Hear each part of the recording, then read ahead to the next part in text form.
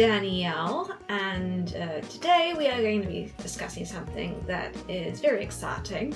Well, to some people anyway. Some people might find it a little bit boring, but we'll put it out anyway. So let's talk about being an INFP. Now, what on earth is that? It stands for introvert, intuition, feeling, perceiving. Now, you're probably wondering, well, what the heck does that mean?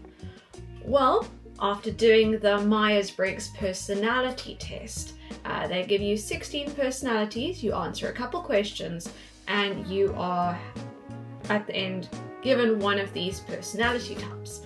Now, if you're an extrovert and you've answered your answers as an extrovert, you'll have an E at the front of your four-letter word. But if you're an introvert, like me, then you have an I at the beginning of that. So, discussing more about it, I'm going to open up my Van Gogh book, because Vincent van Gogh was an INFP too, so he is my favorite artist, so I found that very, very fitting. And I've made notes about being an INFP artist. Now, as time goes on, I will make more videos into personality types and archetypes and all those kind of interesting psychology topics to try and help artists understand who they are.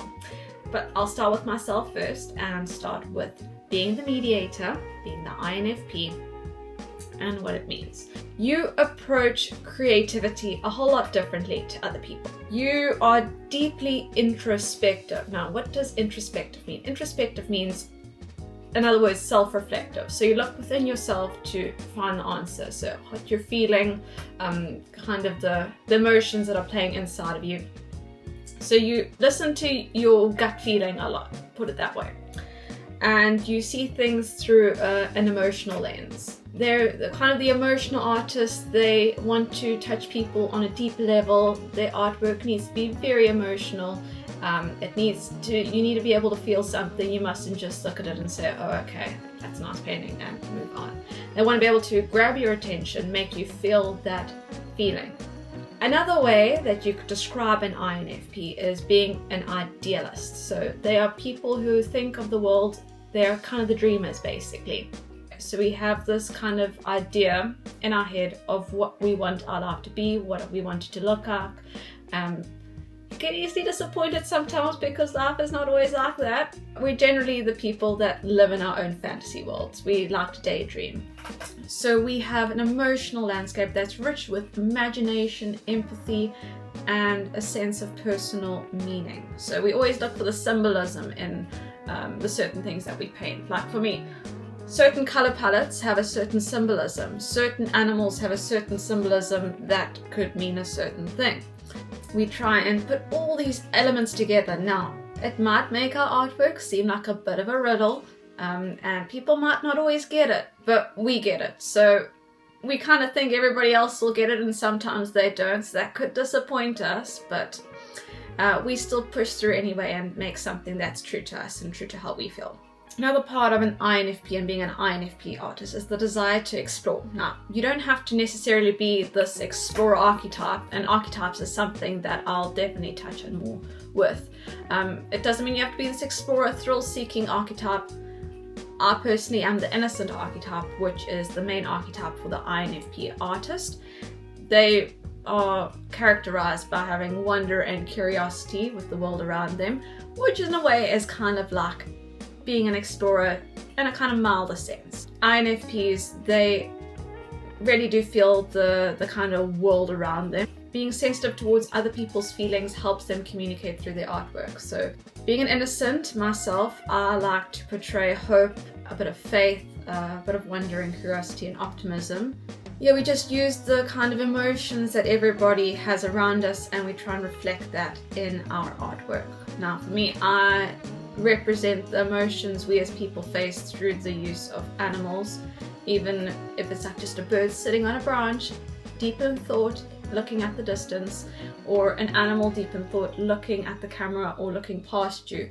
There's a story behind what that animal is feeling, and you can place what you're feeling to that animal's emotion. INFP artists favor authenticity and originality. We don't like people who try to copy somebody else.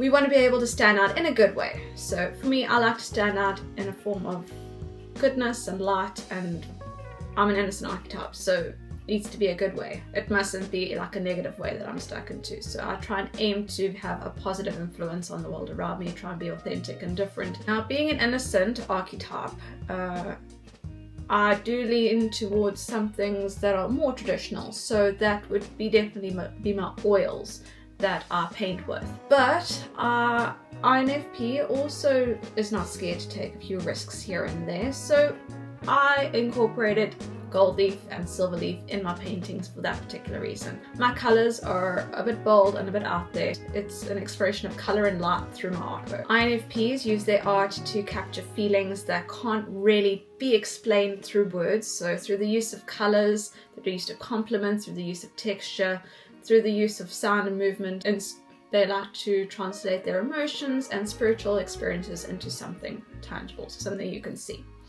So I don't just paint, I also like to draw, I like to read and write poetry here and there. I like to take pictures, I like to make videos, hence why I'm sitting here today.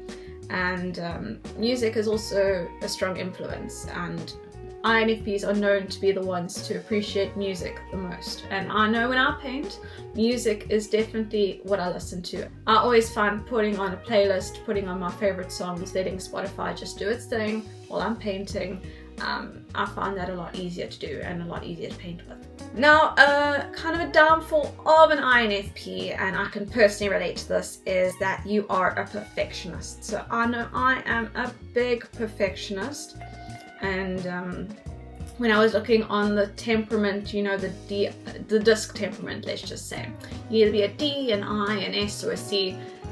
An INFP generally sits into the SC aspect of the quadrant, and the Cs are definitely the ones that are very conscientious, very strategic, very like things to be accurate. So I can definitely relate to being in that little section.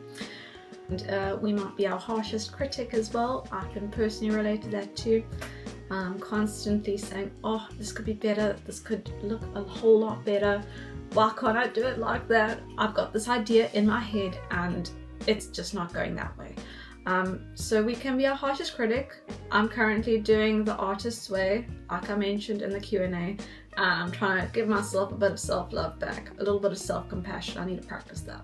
But anyways, mentioned all of that. And now finally, where does an INFP seek their inspiration from? Ultimately, INFPs seek their inspiration from nature. Even if it's through a hike, a simple walk, we get our inspiration from there. Look at me, I paint animals, that's nature. Well, I know for me personally, because I am a Christian and a believer, I have a strong connection with God through painting and through looking at nature as well.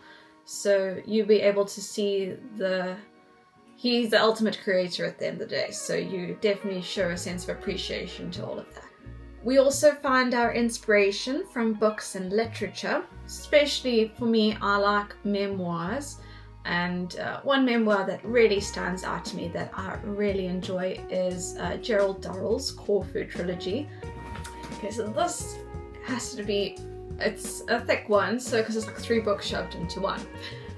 This book, oh my goodness, it has the most descriptive animal kind of interpretations I think I've ever read. This is based on true stories. You probably might have heard the series The Durrells. So this is of Gerald Durrell and his family, and they tell you about their time in Greece, and he eventually became like a zoologist of sorts.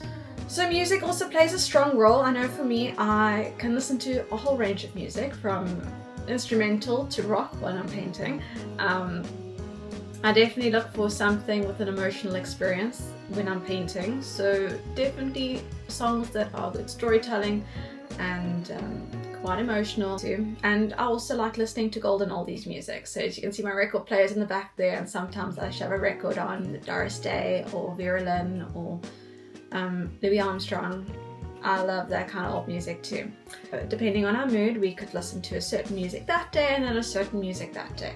So definitely a whole spectrum of music taste, and it's all very, very good. Other people's stories, that's why we love movies, that's why we love music, that's why we love books, because we can relate to other people's personal stories through them. And like I said, we're an empath too, so we can relate to those personal stories as well.